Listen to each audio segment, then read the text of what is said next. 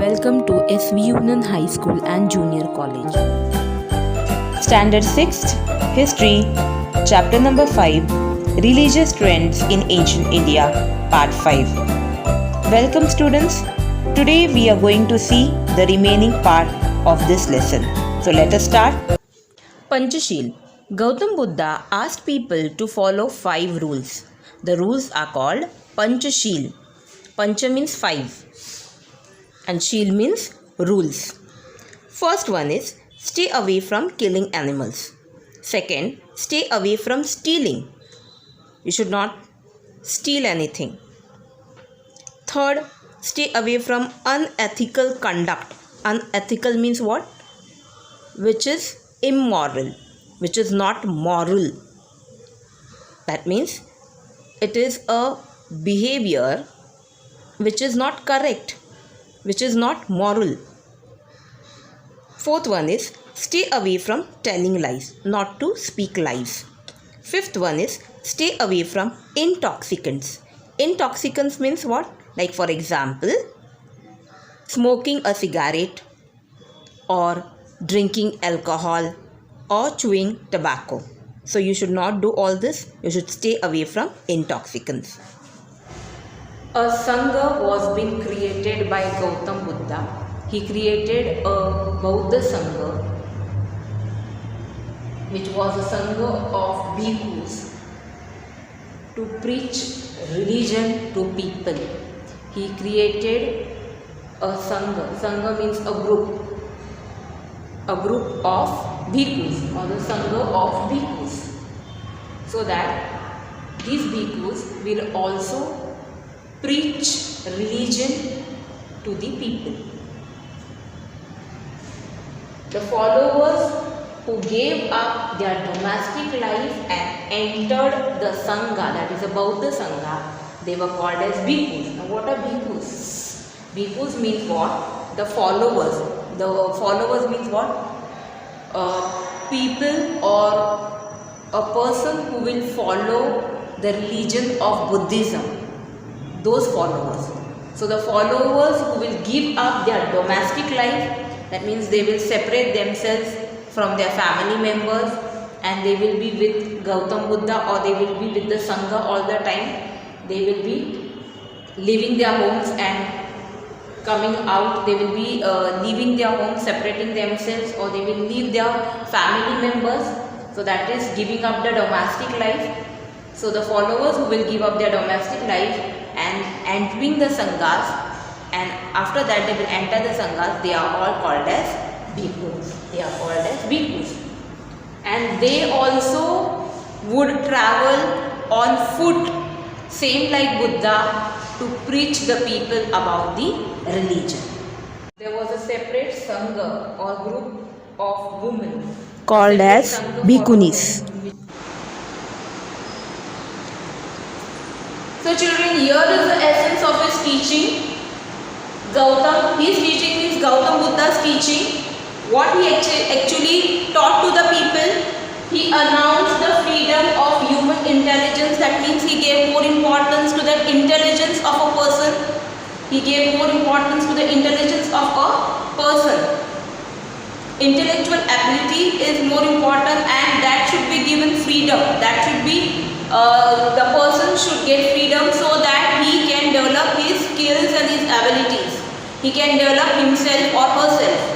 He refused discrimination which is based on varna. So no person should be discriminated due to his varna or because of his varna. As you know, the varna, there are 4 kinds of varnas: Brahmins, Kshatriya, Vaishyas and Shudras. And that is why he told that, Gautam Buddha told that greatness depends on one's behavior or conduct. That means a greatness of a person is dependent on his behavior, the way he acts, the way he behaves. So the greatness is dependent on the behavior of a person rather than his varna. A varna should not be considered for the greatness of the person. His behavior should be considered. The behavior of a person should be considered for the greatness of a person. It means a person's greatness is dependent on his behavior rather than his varna. You should not take Varna into consideration. You should take the greatness, you should take the behavior of a person into consideration for his greatness. So a greatness is always dependent on his behavior, not on his Varna. The famous quote which is given by Gautam Buddha is that even the little quail can chirp freely in her nest. That means even a little bird can chirp freely in her nest. That means a person is free to do whatever he wants to do in his society. This shows his thinking about the values, that is freedom and equality. That means he gave more importance to the values like freedom and equality. Everybody should be free to develop themselves, and second thing, everybody is equal. Nobody should be discriminated based on the Varna. Nobody should be discriminated based on Varna or on his Varna. Due to the Varna of a person, no person should be discriminated. That is very important. Everybody should be treated equally and everybody should be given freedom. Gautam Buddha preached that like men, women too has a right to their own upliftment. That means, as you know, Gautam Buddha, I told you that Gautam Buddha gave importance to the values like freedom and equality. He treated the women also equally. He told that even same like men, women also can develop themselves. Women also has the right to develop themselves. As I told you in the previous video, that Gautam Buddha gave the right to sannyas to women too. So this shows that he gave importance to the value, that is equality. He opposed rituals, that is yajna. He opposed to this ritual, that is the yajna rites. Then his teachings of wisdom, that is prajna, and moral values, that is shri, and other values aimed at the welfare of the man. That means whatever values he taught to the people, these all values were basically for the benefit and for the betterment of the society and the human being. He always thought about the betterment of the society. And these all values were only for the welfare of a man, only for the benefit of the man, only for the betterment of the man. Then is compassion, that is karuna. As I told you, that is emotions. Karuna means it is a type of emotion. So this compassion, it was an extraordinary feature of his personality, of Gautam Buddha's personality. So compassion, that is karuna, was an extraordinary feature of Gautam Buddha's personality.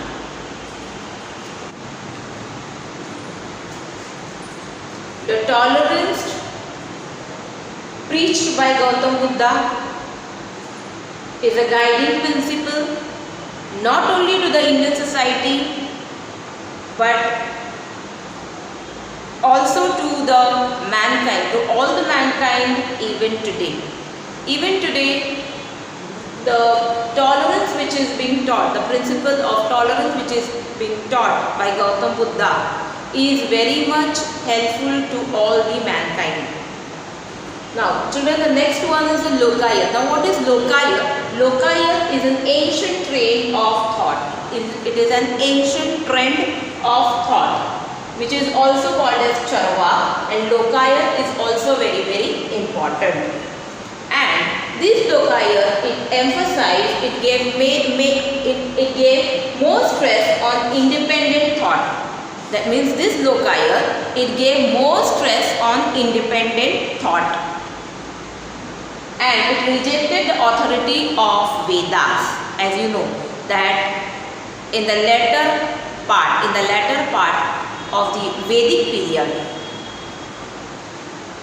what happened, children, in the latter part? The more importance was being given to the Varna system. Casteism came up, and that is why inequality also increased in the society. Inequality came up into the society, which was based on Varna rather than the conduct of a person or rather than the behavior of a person. And that is why this Lokayat, it emphasized independent thought and it rejected all the authority of Vedas, because all were not having the freedom to gain the knowledge of Vedas. After these children,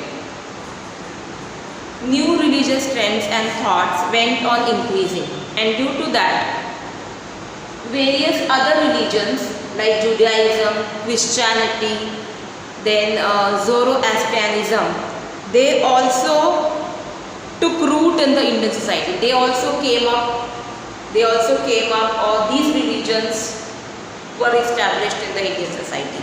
So now we all are going to see about the next religion, that is Judaism.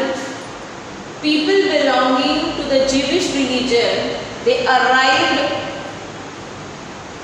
in Kochi in Kerala, that is India. So people belonging to the Jewish religion, they came to India, that is in Kochi in Kerala, around 1st to 3rd century of the Christian era. According to Judaism, they believe that there is only one God. Jewish religion believe that there is only one God.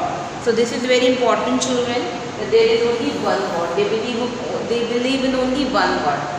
And Judaism gave emphasis, that means it gave more stress on, or it gave more importance to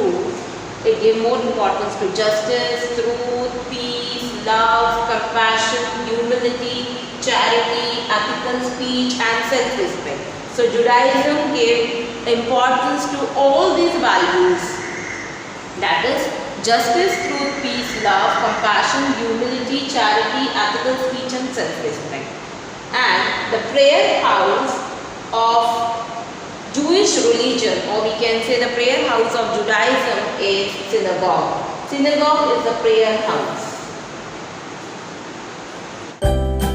Students, now we will stop here and we will see the remaining part of this lesson in the next video, that is chapter number 5, Religious Trends in Ancient India, part 6. Thank you, children. We'll see you in the next video.